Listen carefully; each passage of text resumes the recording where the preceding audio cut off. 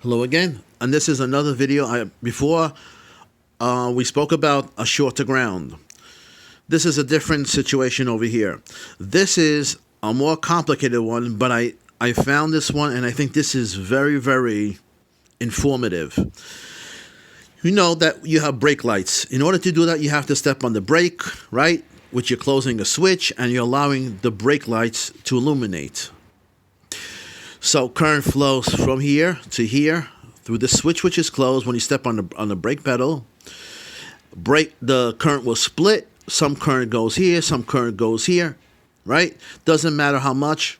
Right now, that's a relevant point. Current will go here and back through to this. Fine. That's one situation. What about the horn circuit? How does the horn circuit work? Well, when you press this button on your steering wheel, right, you're activating the horn. So let's take that one. Current flows here, right? I'm not on the brake pedal right now.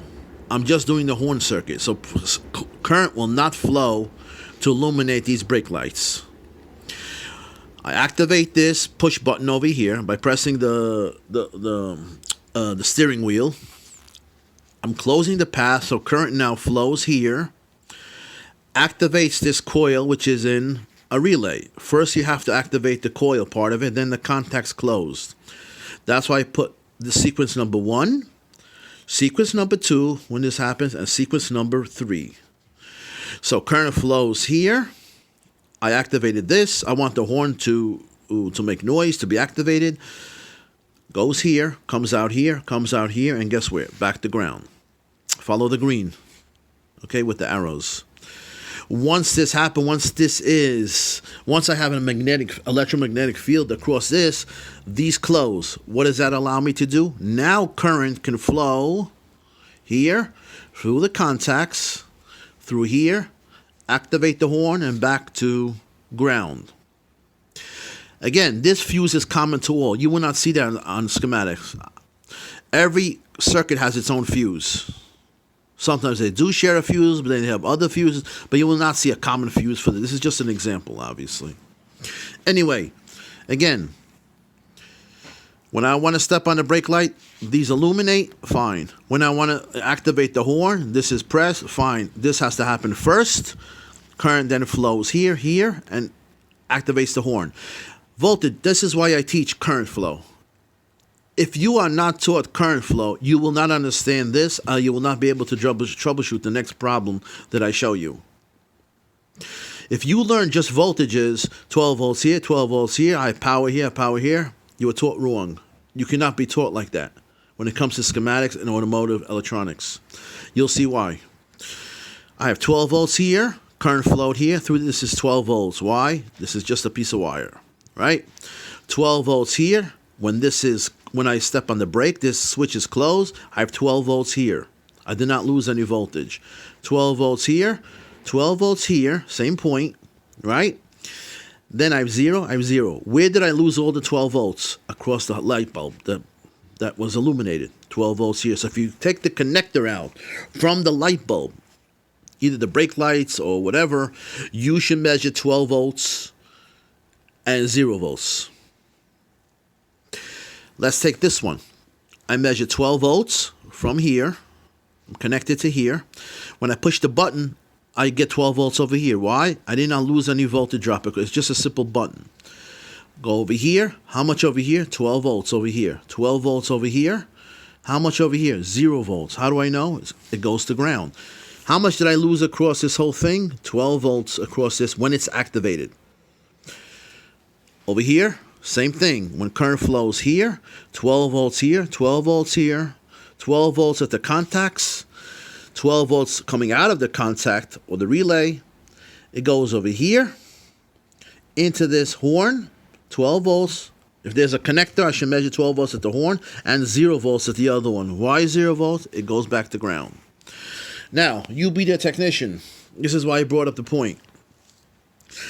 A customer comes in, she complains, she says, you know what? Every time I step on the brake lights, the horn goes off. It is frustrating, and it is just aggravating to me that it does that, right? All the cars think that I'm blowing my horn at them, and they get aggravated, and that's the sequence, that's the problem with this car, right? She says, okay, you think there's a problem with the fuse. What do I respond, or what do you respond, being the technician? If the fuse would be blown, the horn would not go off in the first place. So obviously, somehow, the brake lights are connected to, or the brake switch is connected to somehow the horn circuit. And I think you know where I'm going with this. But just as an example, you're the technician. Now, let's study current flow. There's a short from here to here. Obviously, you can see, right? You step on the brake light, correct? Not a brake light. You step on the brake pedal. I'm sorry. Step on the brake pedal. Current flows, illuminates the lights.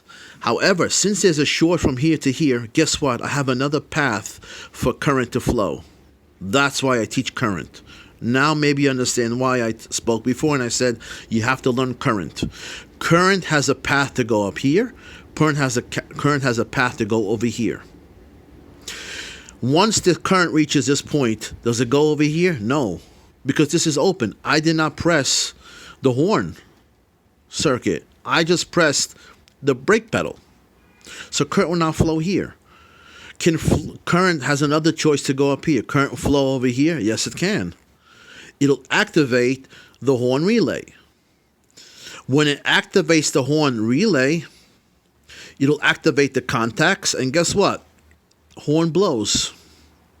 So she's stepping on the brake pedal, fine. The lights go on, fine. But she's telling me that the horn is going on simultaneously. How would that occur? A short from here to here. Current flows here. This is closed. I'm on the brake pedal, right? I don't need this switch to be closed. You know why? Because there's a short from here to here. This is taking the place of this. So she's telling me this is activated, fine. I confirmed her complaint that the lights go on, or the brake switch is active. Fine. Now she's telling me that the horn goes on at the same time. Is that true? Yes, it's true, because current can activate this horn relay and activate the horn every time that I'm stepping on this because of this short. A beautiful circuit. Really amazing circuit. But what's the difference? This is not a short to ground. It's a short from 2 points. Will this blow the fuse? No. That's why I started off the videos. A short to ground will blow the fuse. 0 ohms. A short from 2 points will not necessarily blow the fuse, but it will give you crazy situations, as this is. So when she came in and she said, you're the technician, remember? She complained, I step on the brake pedal, the horn is going on. Why? Because there's a short between 2 different circuits, joining them together. Now, you go and you troubleshoot. First thing is, can't be the fuse. If the fuse would be bad, the brake lights wouldn't go on, the horn wouldn't go on. So we take that out of the equation, right? Now, we know the brake switch is good because the lights go on, right? But in the same time, the horn is also going on. Same situation. What would give me that?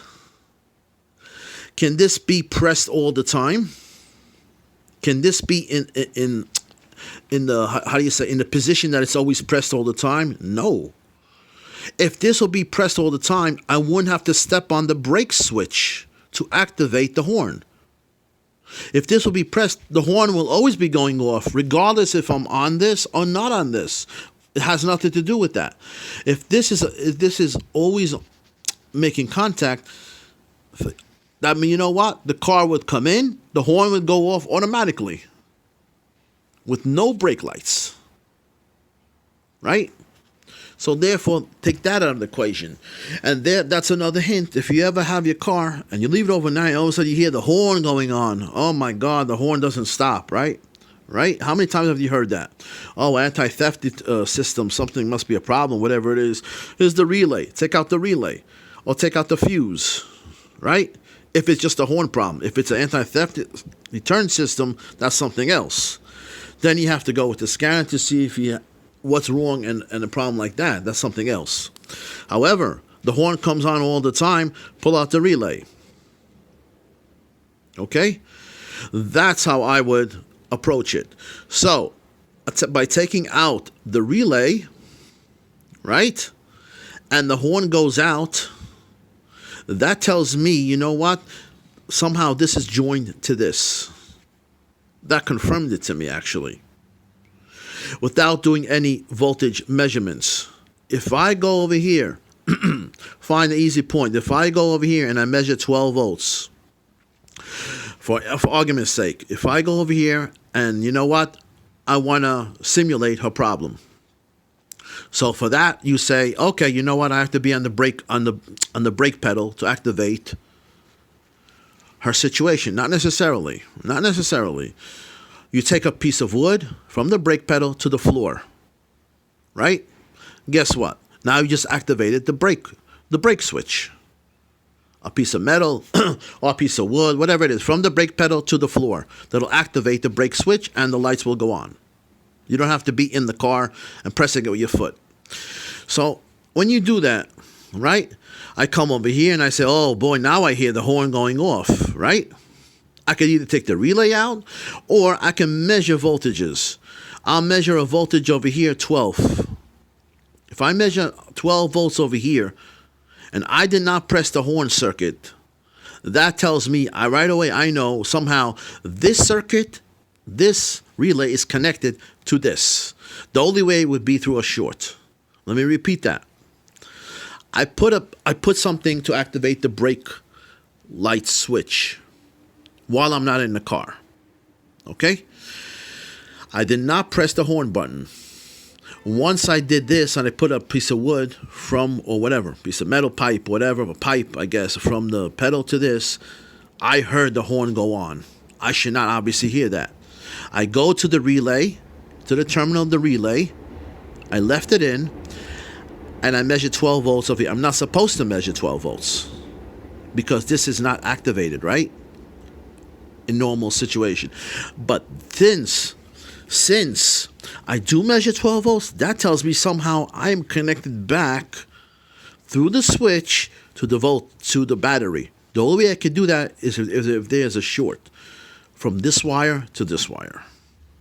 That's how I would approach it. Anyway, like I said, thanks for watching. I made other videos. This is a confusing one. If you understood this, what I just explained, you know what? Congratulations. You have arrived. If you do not understand, then you know what? You're probably with the majority and not with the minority, because this is a very confusing one. So don't feel bad. Go over it. At least you have your health with what's going on with the virus and all that. That's more important. At least you have your health. But go over it, pause it, any comments and all that. Like I said, the other video about a TPS sensor, I mentioned it before. You have to be precise, and you have to be very precise. 0.3, 0.31, 0.32, 0.34. Adjust it correctly to the 100th of a volt if you can.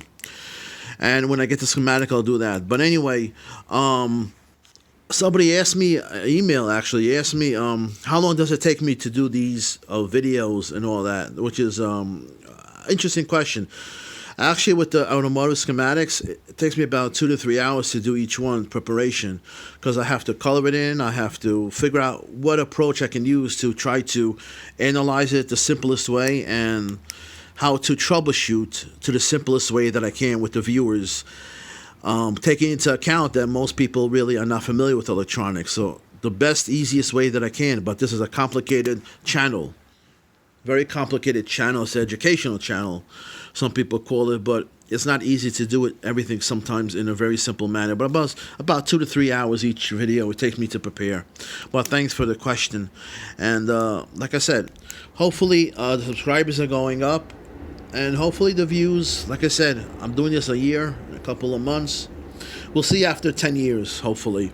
Then, okay, thanks for watching.